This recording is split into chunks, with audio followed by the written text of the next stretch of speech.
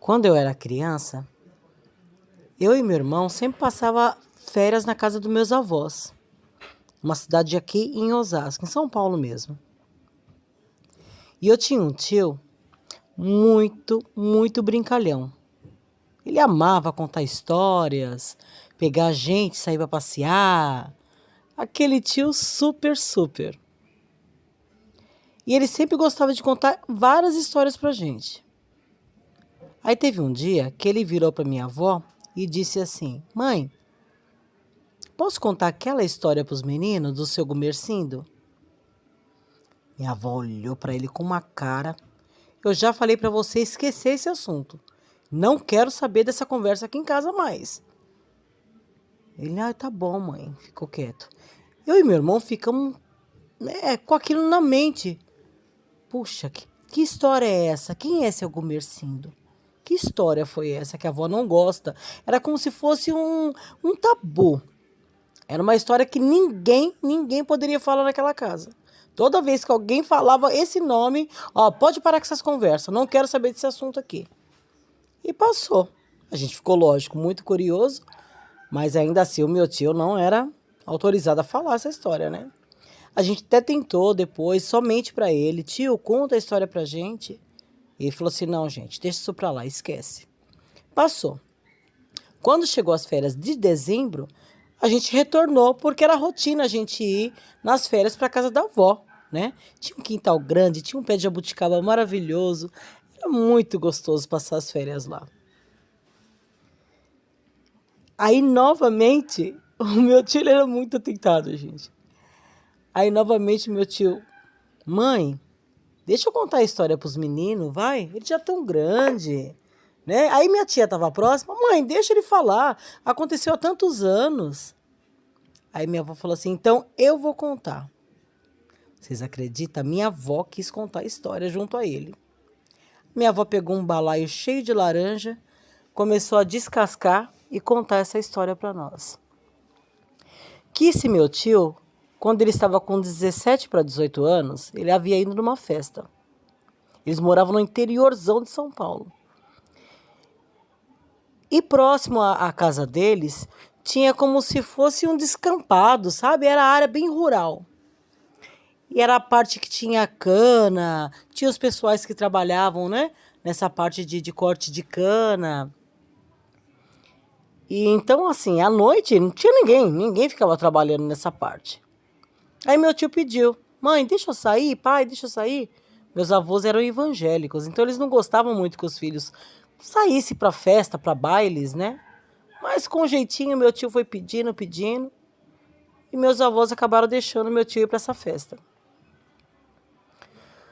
No retorno da festa, o meu tio relatou que havia visto algo muito estranho nessa parte do canavial. Ouviu um barulho estranho, mas né, deve ser bicho. Não deu muita ligança. E continuou caminhando naquele estradão. Quando chegou próximo da casa de uma senhora que tinha, ele viu que começou a se aproximar muito próximo da cerca. Aí na hora que ele olhou, ele não sabia distinguir o que era. Se era um cachorro, se era um lobo. Que tipo de bicho era aquele? De tão grande e horrível, assim ele relatou. Nisso ele correu. Ele saiu correndo e viu um ponto de luz aceso, que era na casa de um dos vizinhos, né? Próximo da casa da minha avó. E chegou gritando, Dona Nininha, deixa eu entrar, pelo amor de Deus. Porque ele sentiu medo, ele sentiu pavor. Nisso, o esposo da Dona Nininha abriu a porta. Que foi, Gildo? Que foi? Colocou ele para dentro da casa. Aí ele, tem alguma coisa estranha lá, não sei se é cachorro grande, se é bicho, não sei, uma coisa esquisita. E na cidade corria-se um boato que existia lobisomens. Gente, isso aconteceu tem mais de 50 anos. Então, naquela época, quem morava no interiorzão tinha muitos relatos, né, histórias que o pessoal contava, que tinha aparições, né? Aí vai da gente acreditar ou não. Vocês acreditam? Bom, continuando, meu tio acabou pousando na casa desses senhores, porque o senhor ficou com medo, falou assim, você nem vai embora para tua casa hoje. Já era uma hora alta, né? Quando chegou de manhã, na primeira hora, levaram ele até a casa da minha avó. Meu avô já estava feroz, querendo pegar meu tio porque havia passado a noite fora e tinha horário para entrar dentro de casa. Era a ordem de não passar madrugada em rua. Aí o senhor explicou pro meu avô o que tinha acontecido, né? O porquê que o Júlio tinha parado lá na casa dele, que ele tinha ficado com medo.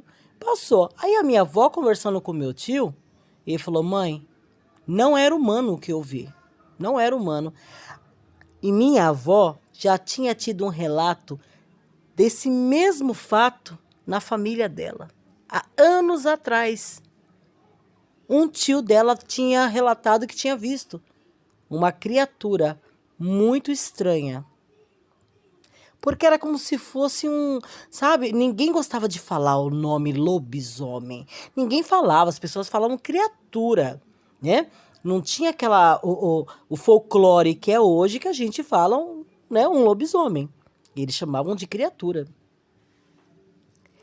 Aí, a minha avó pegou e falou assim, bom, a minha avó contando que a bisa dela dizia, quando você suspeitar de ter visto uma criatura, que é uma criatura que você viu, você diga assim, passa lá em casa amanhã que eu lhe dou um punhado de sal. Aí o meu tio falou, mãe, mas eu não fiz isso. Ela falou assim, mas ele vai ouvir. Ele vai ouvir porque a gente já falou em voz alta e geralmente são pessoas próximas. Olha onde vai essa história. Não demorou muito, batendo palma no portão da casa da minha avó. Quem era? Seu Gumecino. Dona Didica, que assim era o apelido carinhoso que chamavam a minha avó. A senhora tem um punhado de sal para me arrumar? A minha avó na hora repreendeu. Não, não tenho não, viu? Fique em paz, não tenho não. Ele olhou com uma cara meio estranha e foi-se embora. Passado alguns dias, alguns agricultores da região começaram a reclamar que bicho estava morrendo, vaca estava amanhecendo tudo estraçalhada e fizeram uma campana para pegar.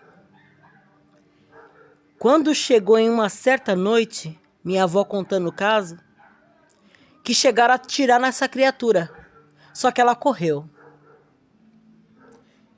Então todo mundo, ficamos livres, né? Acabou. Só que seu Gumercindo fugiu, sumiu da cidade, simplesmente desapareceu da cidade. E todo mundo, o que aconteceu com o seu Gumercindo, que ninguém viu mais? O que aconteceu com o seu Gumercindo que ninguém viu mais? Aí umas vizinhas próximas começaram a sentir um cheiro muito forte na casa dele. E ele era um senhor que morava só. Ele era só. Adentraram para dentro desta casa e vocês vão ficar surpresos. Seu Gumercindo havia falecido. Quando veio o rabecão buscar seu Gumercindo, o perito, na hora que olhou, disse, esse furo foi de bala. Alguém entrou e assassinou seu Gumercindo. E ficou aquele bafafá na cidade. Quem matou seu Gumercindo? Porque ninguém imaginava que a minha avó já havia desconfiado que era ele, devido ele ter pedido um punhado de sal no dia seguinte a ela. Quem será que era realmente? E vocês acreditam nessas histórias?